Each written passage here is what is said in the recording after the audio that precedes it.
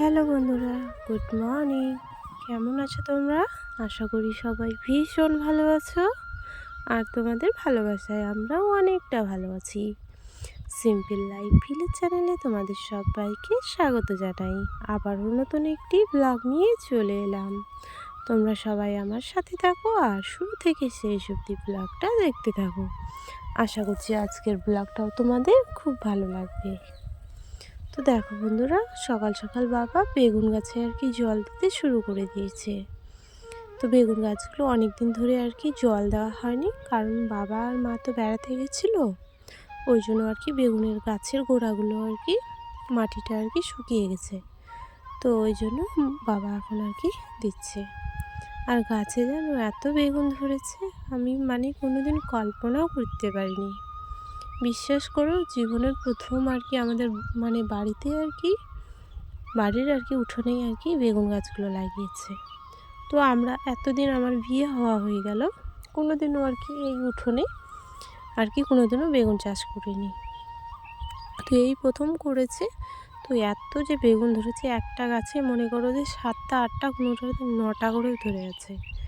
বিশ্বাস করো, আমি একদম অবাক, দেখি অবাক। তোমার দাদাভাই বেগুন গাছগুলো নিয়ে এনে দিয়েছিল। তো বাবাকে বলেছিল যে বাবা বেগুন গাছগুলো উঠোনে লাগাও। তো লাগিয়ে দেওয়ার পরে ভেবেছিলাম যে গাছগুলো হবে না হয়তো। তো এত সুন্দর যে হয়েছে গাছগুলো, কি বলবো। আর তবু তো যদি ধরো কোনো ভিটামিন স্প্রে যদি করা যেত না, তাহলে আরও অনেক বড় বড় হতো বেগুনগুলো। আর তোমার বেগুন খেয়ে শেষ করতে পারতাম না। তো মোটামুটি তোমার 30 টাকার বেগুনের চারাগুলো নিয়ে এসেছিলো। তো কত 30 টাকার যে বেগুন খেলাম তার হিসাব নেই। সত্যি গো, তোমরাও যদি এরকম উঠোন যদি থাকে বড়, বাড়ির সামনে পিছনে বা সামনে যেখানে থাক, এরকম বেগুন, টমেটো, লঙ্কা সব কিছু লাগাবে, দেখবে যে তোমার কি বলে, তোমার বাজার যেতে হবে না। তোমার 1-2 দিন ওগুলো খেয়েই দিন পার হয়ে যাবে। তা থেকে তোমার সংসারে টাকার বৃদ্ধি হবে। কারণ তোমার টাকাটা যেটা তোমার সপ্তাহে বাজার করে খেতে হয়, তো সেই টাকাটা লাগবে না। সেখানে তোমার অনেকটা টাকা বেঁচে যাবে। তো আমরাও সেরকম জানতাম না, কিন্তু এখন বুঝেছি। তো বাড়িতে ওরকম আমরা জমিতে, আমাদের বেশি জমি নেই, এগ্রিমেন্ট জমি নেওয়া আছে 1-1.5 বিঘার মতো। তো ওখানে আমরা সরষা চাষ করেছি হচ্ছে 1 বিঘার মতো। আর একটা জমিতে 5 কাঠার মতো, ওটাতে দিয়েছি হচ্ছে তোমার ছোট মটর, যেটা ছোট ডাল খায় না, ডাল যে খাই আমরা, একটা আছে বড় মটর, একটা ছোট। তো ছোটটা আমরা ফেলেছি। তো ওই ডাল আমরা সারা বছর খাবো, তবুও শেষ হবে না। আর এদিকে সরষা ফেলেছি খাওয়ার জন্য, যাতে তেল আমাদের না কিনতে হয়। আর হচ্ছে তোমার রসুন, পেঁয়াজ এগুলো তো লাগিয়েছি। তার শুধু এবার আলুটা লাগাতে পারিনি বলে আমাদের আলুটা কিনে খেতে হবে। না হলে পরে আমাদের মনে করো যে বছরে বছরে কি না, কোনো কিছুই আমাদের কিনে খেতে হয় না। তো এরকম করে যদি যাদের জায়গা জমি আছে, তারা এরকম করে যদি বুদ্ধি করে চলো বন্ধুরা, তাহলে তোমরা সংসারে অনেক উন্নতি হবে। তো আমরা হচ্ছি গরিব ঘর সত্যি আমরা গরিব, যে জায়গাতে আমাদের বাড়ি। তো এই জায়গাতেও কি বলবো, আমাদের নামে নেই জায়গাটা। তোমাদের অন্য ব্লগে বলবো, সেগুলো দিন এখনও আসেনি, আসুক তারপরে বলবো। তো এরকম করে যদি চলো, তাহলে অনেক উন্নতি হবে সংসারে, অনেক টাকা বেঁচে যাবে। তো দেখো, আমি সকাল সকাল কোথায় যাচ্ছি বলো তো? সর্ষে পেকে গেছে, তো সর্ষে আমি তুলতে যাচ্ছি।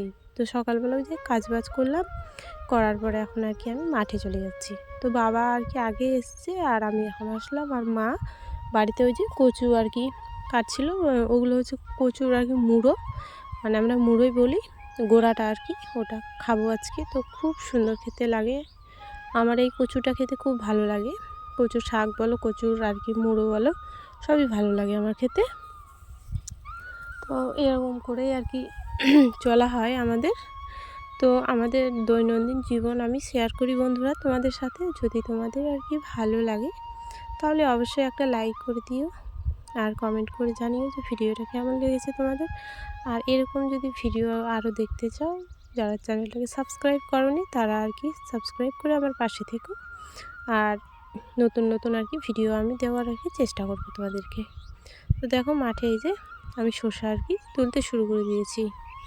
তারপরে হঠাৎ করে আমার মেয়ে আর কি আসলো, তো মেয়েকেই বললাম যে একটু ভিডিওটা করে দে, তাহলে একটু আমি আমার বন্ধুদের আর কি দেখাতে পারবো যে আমি সর্ষে তুলতে এসেছি। তো এরকমই গো জীবনযাপন। আমি লোকের আগে কাজ করতে যেতাম, কিন্তু এখন আর যাই না, কারণ এখন ভিডিও বানাতে আর সংসারের কাজ করতেই আর কি দিন আমার পার হয়ে যায়, ওই জন্য যাই না। তো এরকম করি সর্ষেগুলো আর কি তুলে নিচ্ছি। আর হচ্ছে বাবা আর কি টাইম হয়ে গেছিলো, 8টা বেজে গেছিলো, তো ওই জন্য বাবা মানে বাড়িতে গিয়ে খাওয়া দাওয়া করে আর কি কাজ করতে চলে গেছে।